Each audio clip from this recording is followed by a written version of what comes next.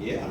Thanks for being here, everyone. I'm going to go ahead and just open up the floor for questions over here to the right. Austin Ward, Rivals, the podcast. Hey, right. Let's just start with the quarterbacks then, right?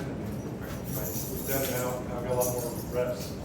Does today do anything to change your timeline or just carry this over a little bit to August? I think what you saw in the game was similar to what you've seen in practice. Some good things, some things that you'd like to see a little bit better, but he's growing. I think that the picture sometimes was clean, other times not as clean. I think when Marvin only played a couple drives there, and then he was out. Certainly not having Mecca and Julian and those guys, but as you saw, there was some sparks. I thought the throw to Carnell was an excellent one, but other stuff that he wants to look to improve on. So we'll get on the film and figure out what that was. Some of it's hard out there because there's so much going on. It's going fast because you're calling it back and forth. So overall 15 practices, and there was improvement there. We're going to go with Stephen Means, Cleveland.com to the left, and then come back over to Dylan Davis, Delaware Gazette. Right, kind of on both sides. When you're missing your top 4 wide receivers, your running backs, you're not really participating that much in the spring.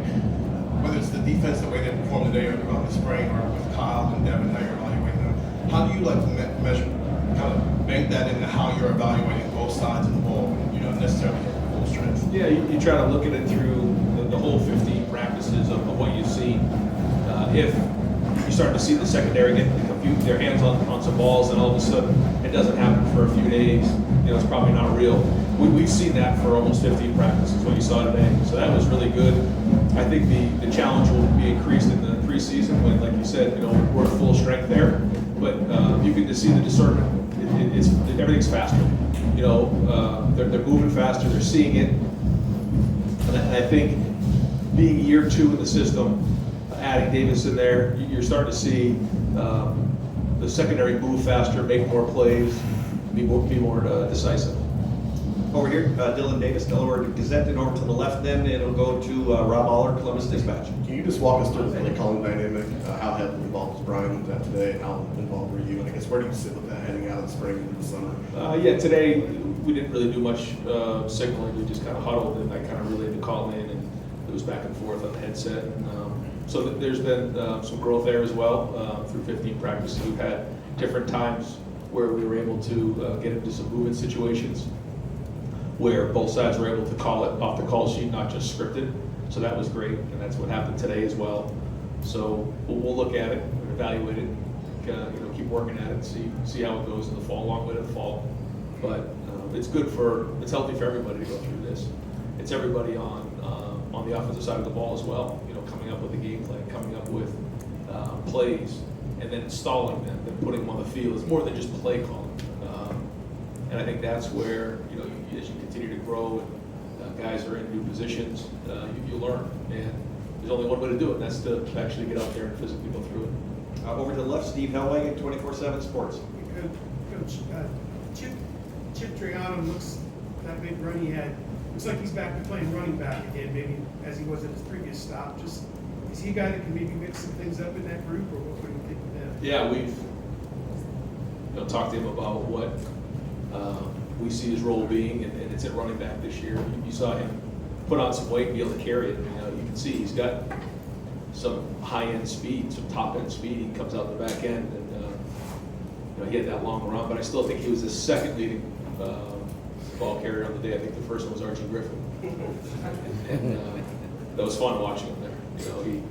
I think next year is the 50th anniversary of his first Heisman, so we wanted to make sure he came back for that one. And so the offense needed a little help at that point too, right around the 30-yard line. So we felt like we called into the bullpen and pulled in 45, so that was good. But no, Chip has done a nice job. He's changed his body a little bit, got stronger. He's a load in there. You can see him hit it. So he has big playability. There were things that he did in the games that he played in last year that we liked, and so we're going to keep building on that. Over here to the right, Bill Rabinowitz, Columbus Dispatch.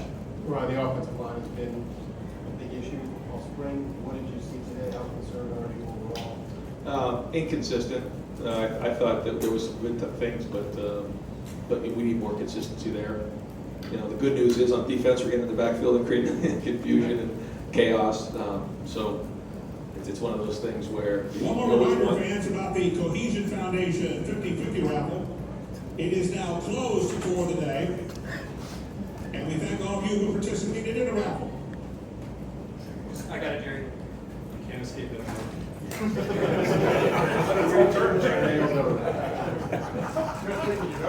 See you, Austin. What was the question? Yeah. So, good to get to see the defense make some plays, and that was good, but we need more consistency there. Yeah. Over to the left, Cam Teague Robinson, The Athletic. Brian, kind of off the offensive line question. You guys mix and match a lot all spring just to Yeah. figure out what works, what doesn't. When you talk about consistency, how do you evaluate consistency when you guys might have a different tackles or combination in different times? Yeah, I don't know if that matters as much. I know what you're saying. I think that's more during the season when you start to get the calls and things like that. We were very vanilla on defense today. We didn't blitz one time, so there really isn't a lot of communication. If this is one-on-one, me against you, technique, that's what really the spring is, we think, and then we start getting the schematics more. We did it a little bit at the end of spring, but more in the preseason. So this is about being able to consistently do it. When you flash, when we say, he flashed, what does that mean? That means he's done it once or twice. You've seen him do it. It's like coming home with an A in algebra. And you expect to come home with an A in algebra all the time. You can't come home with a C then, the second marking quarter or marking period. So that's what we're looking for. And that's what separates good from great players, is being able to do it all the time. So we need to see more of that. We're going to go over here to the right, Tim May with On 3, and at the same time, I'm going to bring Denzel Burke and Cody Simon and set them up in the back for anyone that wants to talk to them there. Go ahead, Tim, and then we'll go back over to the left, Rob Aller. Ryan, leaving the field after that game against Georgia, I don't know, disappointed in the defense, I guess is the best way of putting it, right? You leave here today with like a renewed optimism, and how would you explain? Well, I think when you leave the spring, you get a feel for where things are. And when you start the spring, it's hard. I think you hear, me say or us say that, we'll get through the spring and we'll have a better feeling. So coming out of the spring, I do. I think the first thing was the back end explosives. You saw today we didn't really give up a lot of explosives, maybe just a couple down in the second half. And that's important for us. Is we expect to score a lot of points on offense, and if we can avoid explosive plays, then that's a recipe for winning, which that was the idea in 2019, and we need to continue to do that. So as we come out of the spring, we'll evaluate it, we'll go through each position, but there's reason for optimism for sure. Hey, real quick, when you evaluate Cal today, you keep in mind that, boy, there was very little time sometimes to get things done. I mean, how do you balance all of that? Oh yeah, you take all those things into consideration. Yeah, for sure. It was. I know Devin was excited about playing in this game, so not being able to was disappointing for him. But I thought, Tristan and Kyle both, were out there competing, and it wasn't always a clean pocket, wasn't always a clean look on the back end. But I did like the throw he had for the touchdown. Those were, being able to make those throws are big down the field. When you have an opportunity to make those downfield throws, that's been the difference for us. That when we're explosive, we're at our best football. And so that was a step in the right direction. What's that? Yeah, a little bit here and there. Yeah, but not as much as today. Over to the left, Rob Aller, Columbus Dispatch. Yeah, Ryan, every team is unique. Every team has its own identity. I think last year, leadership was a big part. Is it too early to say what the identity of this team is? Maybe not on the field, but behind the scenes? No, it's something that we wanted to forge early in the off season, and it was about competing. We talked long and hard about how there's difference between hard work and competing. Everybody's working hard. Without it, you don't have a chance. But competing means winning or losing. And so we had a lot of win or loser. I think you guys were in a couple of the practices. You heard that all the time: win or loser, compete. We have another message that we want to get in the summer. We'll get into that down the road. But it's been about competing. And when you go against your clone, when you go against your equal, talents equated, what are you going to win? What's your edge? And so that's been a huge message for us and a focus and emphasis. How is the leadership? I know you developed it last year with some stuff you did. Is it carried over, or you have to kind of start from scratch on it? Well, we did the same thing we did the year before. So we went through the leadership, voted on that leadership committee, drafted squads, and I thought it was excellent. We're going to do that again. So we start again right after the spring.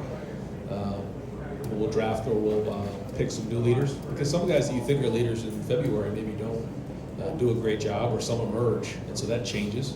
And then we'll go through and have another draft, go through the summer workouts with Nick, and then we'll have a really good idea of who the captains will be when we get into August. So this is our second year doing the leadership committee and having these squads, And I think it's really built strong leadership in the team, and I feel good about where our leadership is at right now.